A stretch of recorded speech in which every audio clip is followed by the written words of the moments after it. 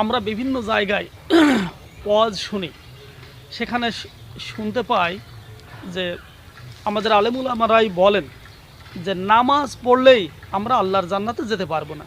তাহলে আমাদের কি করতে হবে, কি করলে আমরা আল্লাহর জান্নাতে যাব? এটা আমাদের একটা জানার একটা বিষয়। আমরা আল্লাহর জান্নাতে যেতে পারবো তার পথ হচ্ছে প্রথমে আমাদেরকে ঈমান আনতে হবে আল্লাহর উপরে, অদৃশ্য বিষয়ের উপরে।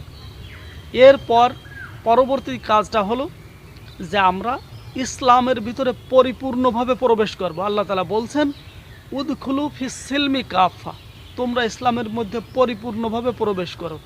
শুধু নামাজ পড়লাম কিন্তু মানুষকে ফাঁকি দিলাম, ওজনে ফাঁকি দিলাম, মানুষের হক নষ্ট করলাম, তাহলে আমরা ইসলামের ভিতরে পরিপূর্ণভাবে প্রবেশ করতে পারলাম না। কিভাবে পারবো? আল্লাহ তাআলা প্রথমে বলছেন তোমরা পড়ো, পড়ো তোমার প্রভুর নামে যিনি তোমাকে সৃষ্টি করেছেন। এভাবে আল্লাহ তাআলা শুরু করছেন কোরআন।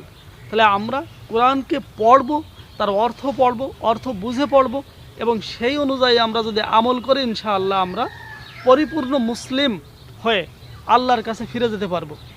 আল্লাহ আমাদেরকে তৌফিক দান করুন, আমিন।